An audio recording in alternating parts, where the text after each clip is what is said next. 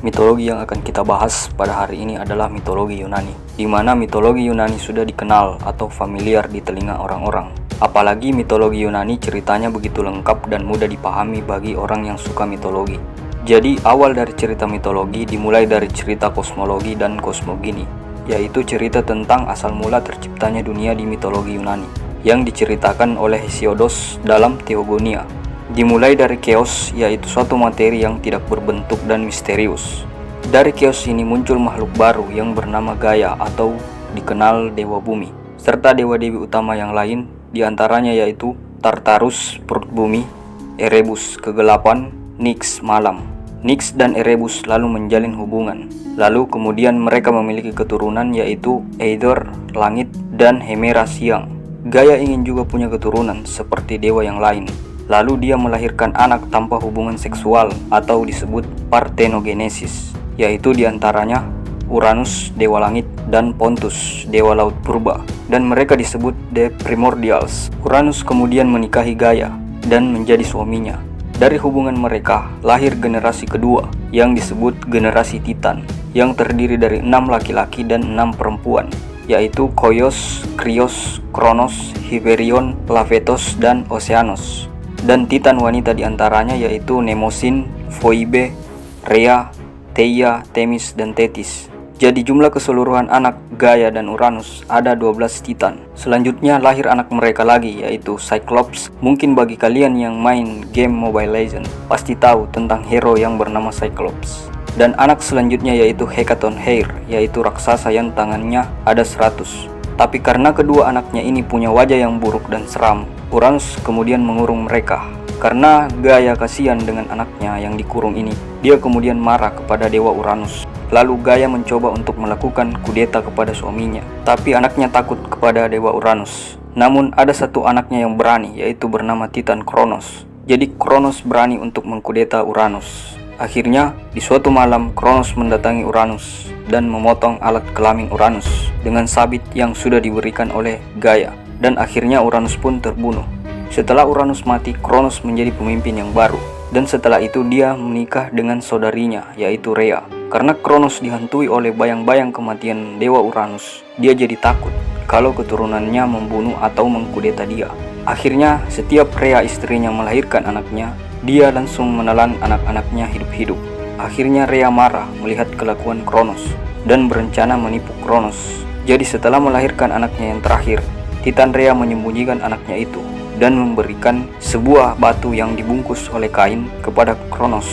Jadi dia langsung menelan batu itu. Singkat cerita, anaknya yang terakhir itu sudah dewasa, yang bernama Dewa Zeus, atau dikenal dengan nama Dewa Petir. Akhirnya Zeus menyamar jadi seorang pelayan di istana kekuasaan Kronos, yang dibantu oleh ibunya. Akhirnya Kronos setuju untuk mempekerjakan Zeus sebagai pelayannya, dan tidak tahu sama sekali pelayan itu adalah anaknya Dewa Zeus. Akhirnya karena sebuah ramuan ajaib yang sudah diberikan ke Kronos, dia lalu muntah, dan dari muntahannya itu keluarlah semua anak-anak yang sudah pernah ia telan. Karena mereka semua dewa, jadi immortal lah mereka dan tidak mati.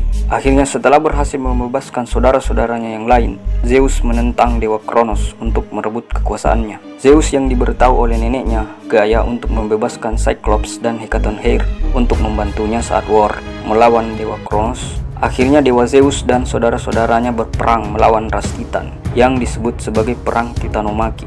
Para saudara Zeus yang terdiri dari Poseidon, Hades, Hera, Demeter, dan Hestia lalu menyatakan perang kepada Kronos. Para dewa-dewi ini kemudian pergi ke sebuah gunung yang bernama Olympus untuk menghindari kemarahan ayahnya. Karena mereka tinggal di gunung Olympus, maka para dewa-dewi muda ini pun lalu disebut sebagai The Olympians atau generasi ketiga. Di gunung Olympus mereka merencanakan siasat untuk bisa menggulingkan kekuasaan ayahnya.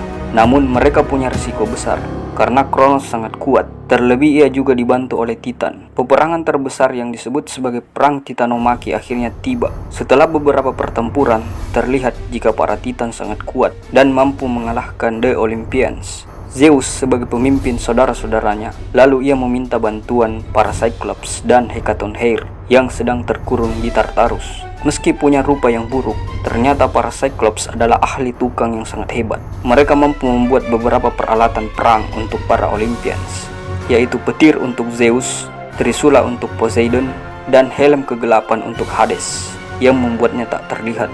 Hades yang memakai helm bisa menyusup dan menyelinap ke belakang tubuh Kronos, lalu kemudian menguncinya. Poseidon menahan gerakan Kronos memakai Trisulanya, sehingga Kronos tidak bisa bergerak.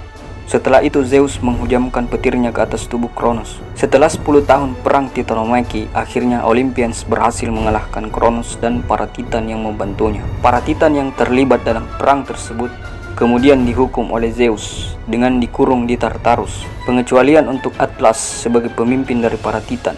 Atlas dihukum untuk menopang langit di pundaknya selama dia hidup. Konon, hukuman ini jauh lebih berat dari sekedar dipenjara di Tartarus. Setelah perang berakhir, para dewa memutuskan untuk membagi dunia menjadi 3 bagian, dan setiap bagian dipimpin oleh seorang dewa. Dari undian yang dilakukan, hasilnya Zeus berkuasa di atas langit, Poseidon memimpin di seluruh lautan, dan Hades mendapatkan jatah dunia bawah. Sedangkan bumi sendiri diatur oleh semua dewa. Apa yang dilakukan Zeus kepada Kronos ayahnya ternyata semakin memperpanjang kutukan yang diawali oleh Uranus. Zeus merasa takut jika kelak ia akan mengalami suatu hal yang sama dengan apa yang ia lakukan kepada ayahnya. Zeus juga jadi parno alias khawatir juga kalau ia bakal dikudeta oleh keturunannya. Apalagi ada ramalan yang mengatakan kalau dia akan punya anak yang lebih kuat dari dirinya.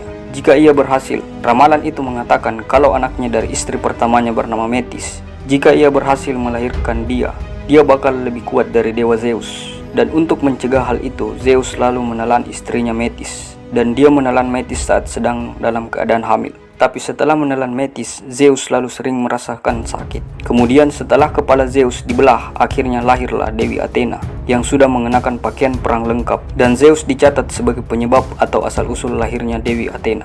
Jadi mitologi merupakan aspek yang vital dalam kehidupan di Yunani kuno. Sebab orang Yunani menganggap kalau mitologi mereka sama dengan sejarah yang faktual atau benar adanya, dan mereka menggunakan mitologi sebagai alat untuk menjelaskan fenomena alam, ragam budaya, dan mereka merasakan suatu kebanggaan jika mereka adalah keturunan dewa atau pahlawan.